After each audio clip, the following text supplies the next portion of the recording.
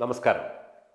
ജനകീയ സമരങ്ങളിലൂടെ പൊതുസമൂഹത്തിനിടയിലും പാർട്ടിയിലും കളം പിടിച്ച വി.എസ്. എന്ന രണ്ടക്ഷരം പാർട്ടിയുടെ ജനകീയ മുദ്രാവാക്യമായി മാറിയത് പ്രതിപക്ഷ നേതാവാകുന്നതോടെയാണ്. കാടും മലയും സമതലവും വി.എസ്. ഉഴുതുമറിച്ചു. ആ രണ്ടക്ഷരം പാർട്ടി ഭേദമന്യേ പ്രായഭേദമന്യേ കേരളം ഏറ്റെടുത്തു. എന്നിട്ടും 2006 നിയമസഭാ തെരഞ്ഞെടുപ്പിൽ വി.എസിന് മത്സരിക്കാൻ സീറ്റ് കിട്ടിയില്ല.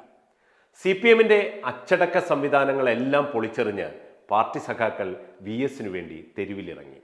നീലേശ്വരത്തെ ഓട്ടോ സ്റ്റാൻഡായിരുന്നു ഭൂകമ്പത്തിന്റെ പ്രഭവ കേന്ദ്രം. ആ വാനിലുയർന്ന മുദ്രാവാക്യങ്ങൾ കേരളം ഒന്നാകെ പിന്നാലെ ഏറ്റുവിളിച്ചു. കണ്ണാണു വി.എസ്., കരളാണു വി.എസ്., ചങ്കാണു വി.എസ്., കരുത്താണ് വി.എസ്., ശരിയാണ് വി.എസ്., തീയാണ് വി.എസ്. വി.എസ്. എന്നാൽ വിശ്വാസമാണ്, വി.എസ്. എന്നാൽ വിപ്ലവമാണ്, വി.എസ്. എന്നാൽ വികാരമാണ്, വി.എസ്. എന്നാൽ വികസനമാണ്. പോരാട്ടത്തിൻ്റെ പര്യായമാണ് വി.എസ്. സഖാവെന്നാൽ ഞങ്ങൾ വിളിക്കും വി.എസ്. വി.എസ്. സിന്ദാബാദ്. നിരത്തിൽ പ്രതിഷേധത്തിൻ്റെ അഗ്നി പടർന്നപ്പോൾ പാർട്ടിയുടെ ആദ്യ തീരുമാനം തിരുത്തേണ്ടി വന്നു.